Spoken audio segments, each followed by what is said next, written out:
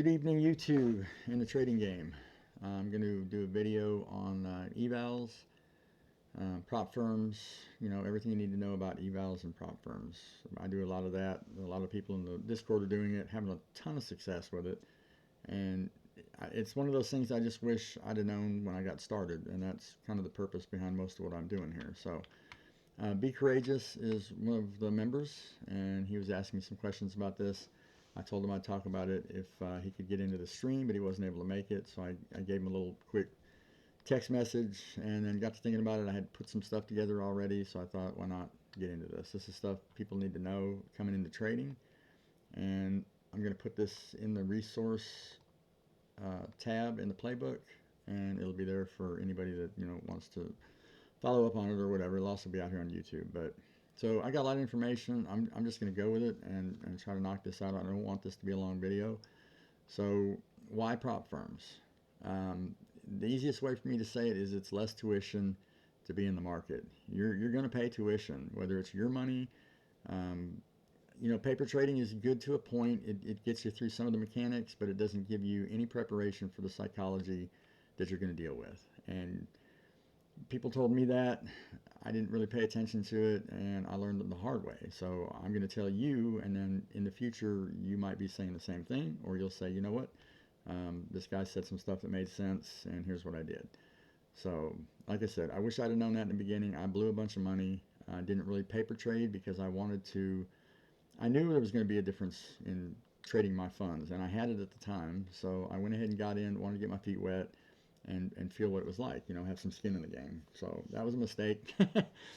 Lost a bunch of money, about 2/3 of what I went in with, 20 grand. So I went in with 25, almost 30, and gave up 20 of it. So a lot of that was weird stuff in the stock market, squeezes, not having any kind of strategy, just luck, a lot of weird strategy, stuff like that. So anyway, yeah, I could have, if I would have known about prop firms, I could have invested a whole lot less and got just as much good, relevant experience dealing with psychology. Because for me, because I take it seriously, it's like my own money. These challenges, these evaluations, they mean business. I'm on a timeline. I don't have time to, jack around.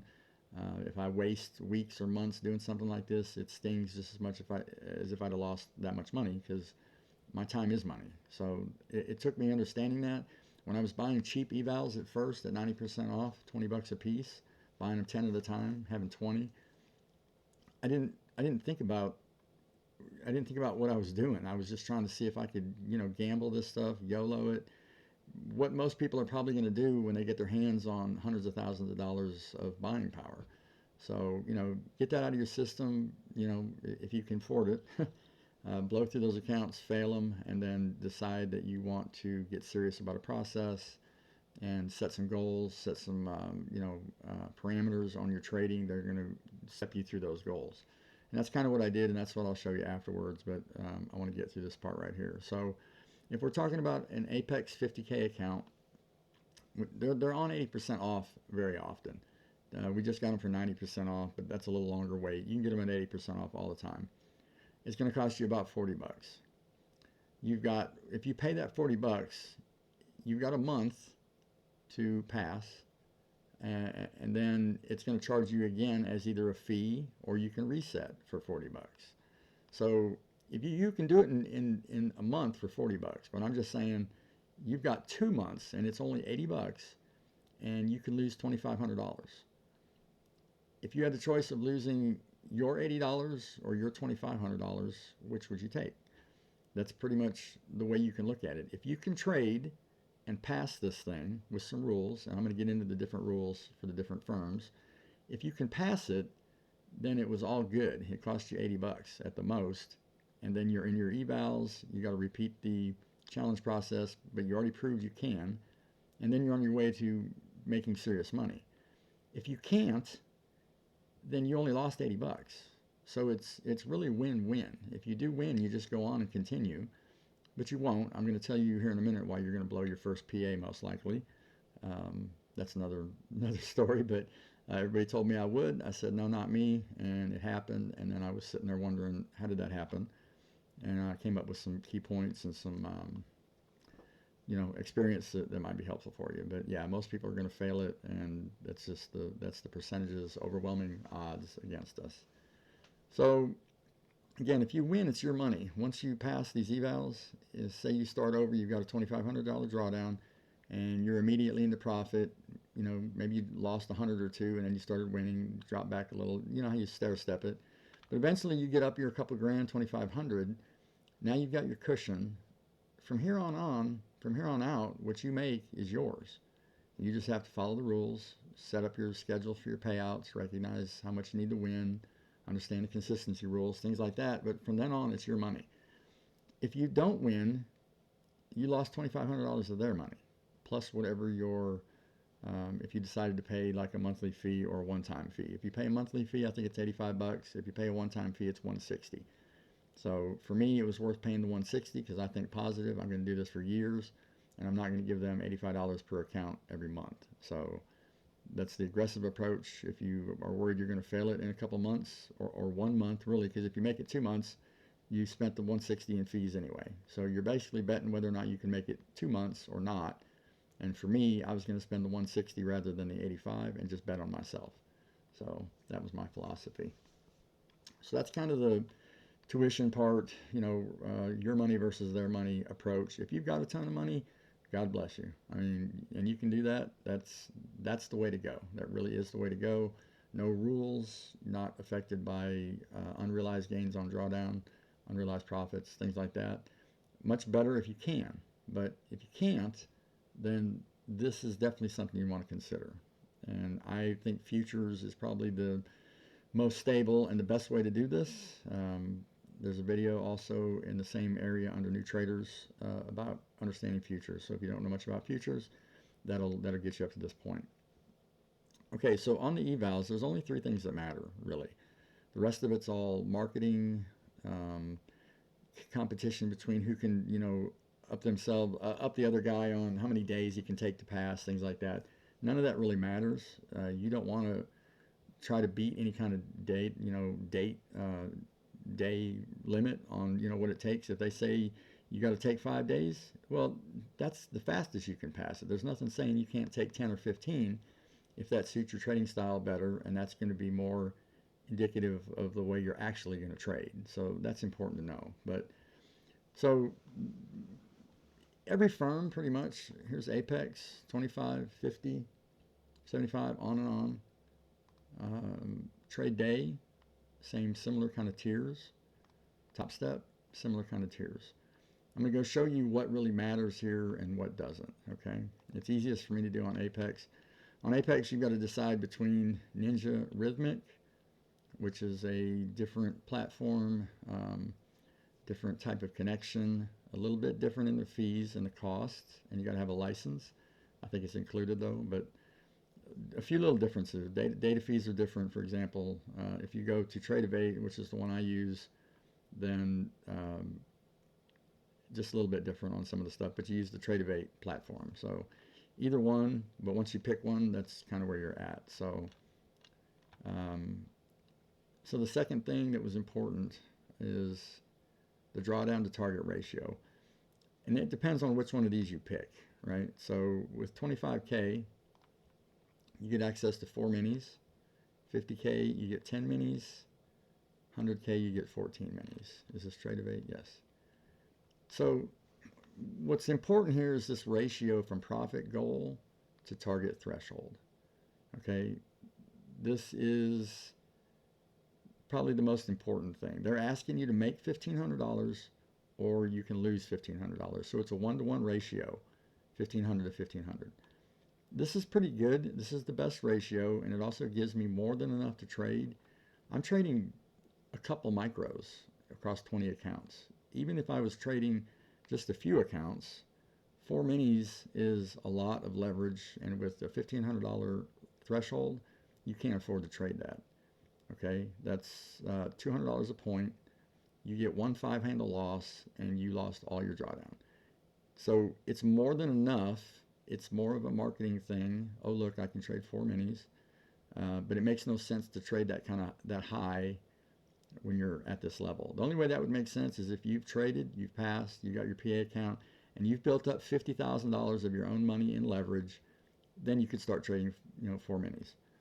That's the only way that makes sense. And even then, that would still be enough to get you there quick. And if you were able to do it somehow, you'd be using huge percentage per trade, which wouldn't be reasonable or responsible. So this is a good ratio, but for me, it's not quite enough drawdown, right? I trade, I don't know, $100 to $200 a trade. So I want a little bit more drawdown. So over here, I get $2,500 drawdown. If I'm trading $100 risk per account, that's $2,000 overall, but per account, it's a smaller percentage. So I could lose 25 straight trades and still be in the game at that ratio. I got to make 3,000. So it's not quite 1-to-1, right? They went up an extra 500 on the profit, but they didn't give you quite as much trailing threshold. Here's where it gets bad, okay? Most people don't do the 75. They skip straight to the 100 if they're not going to do the 50. Look at the ratio on the 100. Now they've doubled the target, and they only gave you $500 more drawdown. So now, whereas here you were 1-to-1, here you were pretty close, right? $500 difference. They doubled this one and gave you 20% more drawdown.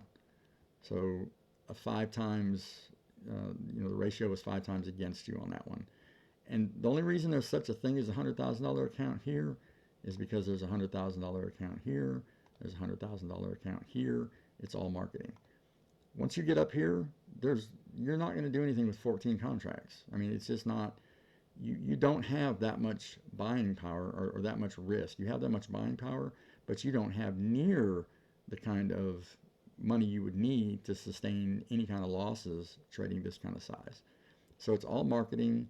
It's look how many we got, look how much you can trade. Oh, look, I can trade 27, micros. But now I've only got, I don't know, the ratios are just, at some point doesn't make sense. So for me, beyond this doesn't make sense. If I have to give twice as much effort, but I only get 20% more tools or ammunition to fight with, it's not a good jump from there to here. 10 contracts, plenty. And if you're running just a couple, 3 accounts, you can go less and still just absolutely kill it. So each one has its own kind of profit target. Each one has its own ratio. Here, this one's 1-to-1 at 25K. Then not longer, 1-to-1, about the same difference as Apex. And then over here, now we're double this one, and we got double this one, but not double this one. So they always want to double the profit, but they won't give you the same ratio of drawdown, which drawdown is your lifeblood for doing evals. That's the only number that matters. When I'm got Trade-Evate up here and I'm looking at my accounts, this is what matters right here. Yeah, I've got this much. I've built up on these accounts. I'm about 75% of the way done on this first 500K. So here's $500,000. Here's another $500,000. This is the first day I traded it, and I had one trade and I went negative, about $100, which is what I said I typically lose. They also take fees and stuff out of here too. So, yeah, that's where I'm at. And the drawdown is the number I watch. A lot of times I'll actually pull the screen over this to get more chart size, and I'll just be looking at the drawdown. So keep that in mind when you're trying to figure out which evals you want. The ratio is important. And then the final thing is the type of drawdown. So Apex has a trailing drawdown as you're trading. It's actually, as you go up in profit, your drawdown is being carried up as if you are making money. If it comes back against you, that money comes off your drawdown. It counts that you had made money. It says you made money right here. Your number goes up, and your drawdown trails it. So the biggest negative to that is if you go up in a trade, and you say you're up $500, and it comes back against you, and you take break even, or break even plus 1. It was a winning trade, but you lost $500 off the only number that matters, okay? That's a whole different psychology, a whole different way to kind of approach trades. It is a speed bump for sure, but they are the ones that give me 20 accounts, right? Everywhere else I can get one or three. I want the full boat. So I'm going to make this work. I'm going to play within their rules. And, this is the first path I've chosen. If this for some reason doesn't work out for me, then I go back to, trade day. I've been funded with trade day before, but they just didn't give me enough accounts. So, I wanted to be with Apex. So I'm going to try this first. I'm going to give it everything and then kind of see what my options are. The other ones, Top Step and Trade Day, theirs is let me get a drink here. I'm trying to talk so fast, wearing myself out. Their drawdowns are end of day. So the only number that matters is how much you lost during the day. You can cumulatively lose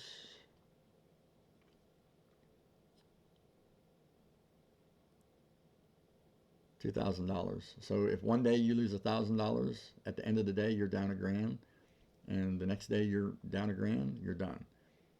But you might have been, if you were trying to do a trailing, there's times you might have went up and came back into break even, and even though you didn't technically lose $2,000, it came off of your unrealized profits and it was tagged against you. So this one has max loss limit 2,000, 3,000. Yeah, so it's just at the end of the day, you're either plus or minus. And some of them have a max daily loss limit. Like this might be a 4,500 total, but you're only allowed to lose 1,500 in a day.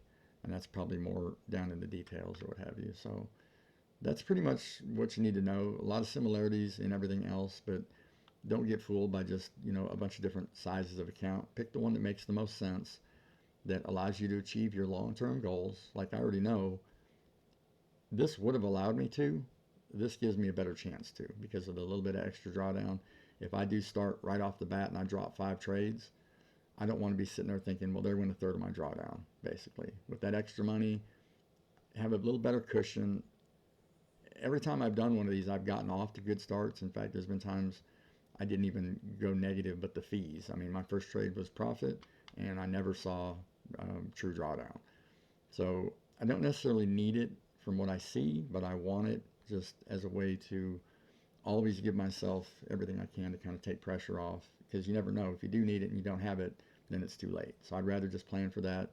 I have more if I ever scale up to some crazy degree. But like I said, mainly it's for the 2,500 in drawdown. So a couple comparisons. The first time I did the first 500K eval that I passed, I did it in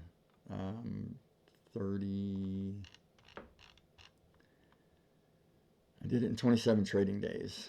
So I made a little over $30,000 in 27 trading days. I averaged about $1,100 a day. Win percentage was 64%. I took 139 trades. Average win 935. Average loss 928. So I'm real proud of that. It's a good 1-to-1 is kind of what I'm shooting for. 5 handles target, 5 handles stop loss. So pretty consistent as far as per trade. Where I'm at now is I'm currently at 26 days. I'm 75% of the way there, and similar but different. I mean, a little less per day, but I realized I don't need as much per day. A little bit better win percentage, and less than half the trades. Okay, when I passed this and got into my PA account and failed it spectacularly, I learned a bunch of lessons, and I took some time off. I did some things, read some books, completely tore my process down, and now this is the result of the changes I made from here. This all looks pretty good, but when I show you the details, you're going to see that it's not as good as it looks. Okay, I was happy with it at the time, but seeing what I'm doing now, when I look back, I'm like, yeah, I recognize a lot of the stuff that I was doing that was probably getting away with some stuff, and just not trading the way I am now, basically. So still pretty close on the average win, average loss. I'm doing a little bit better cutting losses, mitigating, my the distance of my stop loss, things like that. Just taking every opportunity I can to plan for my losses and make sure that's in check before I start talking about targets and partials and all of that. So I'm real happy with being less than half the trades and yet being 75% of the goal and maintaining everything else as far as, win percentage and all that. So here's the P&L curve on the first set of evals. Kind of dumpy, definitely not the smooth transition up. Um, Big loss, come back, do good for a bit, have a great day, and then just crash. And then just kind of, definitely in the right direction. I never went negative more than $12 in fees, so I started winning, and I never came back to negative. So positive, right? That's good. Details in here. Some of the stuff might be a hair off because, like, I would measure trades as, even if I took partials, to me that's one trade. But because it's separate contracts, their numbers are a little bit different, and they would call it two trades. So that affects win percentage and some of these averages in here. But for me, if I take a trade that's 5 handles and I take my partial at 5 and I let a runner go 3 more, that's one trade, and I look at the amount and kind of go from there. So for anybody that's like, oh, well, that's off by $40 or something, that's why they're off, is because this information, a lot of it I brought from here, which actually checked my money that I was making trade by trade or day by day. This one is day by day, I think. And then this one is my current one. It's trade by trade. So that's kind of how that looks. But so the second set of evals, same kind of thing. I never really went negative. I started $100, 10 positive, paid some fees, and a lot different look to the curve, if you want to call it, or the chart. I'm fine with having the dips, but overall, and someone said the other day, it's neat to see me just kind of base hit this thing home. I'm happy with the pretty steady progression. There's no YOLO shots in here like there kind of were here. Staying with the plan, recognizing I had a bad day, back to the plan, little dip, had a rough spell here, and then motored on. So that's the difference between going through it once, recognizing some new challenges, making changes to address those challenges, getting back in, and keeping everything that was good, right? But removing some of the stuff that was bad, and that was the key. So here's the last part of it where I'm at here. I'm at time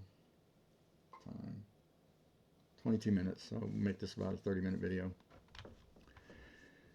I failed. After I passed this 500K, I failed pretty quick. And the reason was the impact of fear and greed hit me at a different level. That's the only way I can say it. When it's my money, all of a sudden, when I was trading evals, I knew my trades were, I was risking 2,500, $5,000. I'm basically $1,000 a point is what I'm using with this kind of leverage. So I knew it when I was in evals, and it was a big chunk of my percentage of my drawdown and all that, but I worked with it. When it became my money, or the potential for me to make that money, I started talking myself out of trades. And it unhinged me, basically. I mean, it was the weirdest thing. I started getting so much fear. I'm trying to find a chart that kind of depicts this situation I was in, and here it is right here. This is what started it, and this is what told me I had a problem. I had all this money over here that I'm looking at, 20 accounts, spending $1,000 a point cumulatively, and for some reason I didn't take this short right here. And this isn't it, but this is a great example. I'm waiting for a liquidity sweep. I'm wanting to take the silver bullet short, and let's say there were a couple more highs right here, just that it just didn't quite tap, or maybe that it left right there. And I thought, well, it's too early for it to really dump. This has to be a fake. And then it dumped, and I missed my entire move. It would have been a huge winner. I would have started off just monstrous. I didn't lose a dime here, but the impact on me was I felt like the market had just kicked my ass, and I was pissed off. I let my trade go. Why did I doubt myself? I know this trade. It's my model. I back tested it. I know my percentages. In my back testing, and this is some stuff I reflected on and figured out later, but in my back testing, I had tested it against all of those scenarios. I knew that it would win regardless of what's on top or what's below. That's just, that model hits regardless.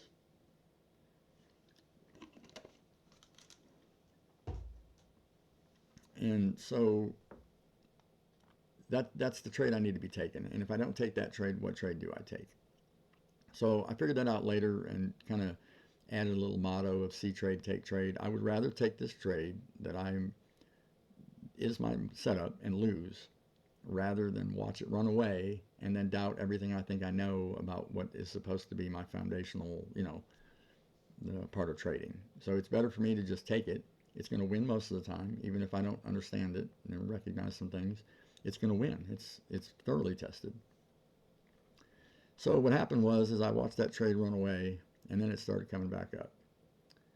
And here's where I lost my mind, and literally lost my mind. I felt so bad, and I started reading afterwards about our physiology, how our body and our mind work together. And I feel this now. I felt it when it happened.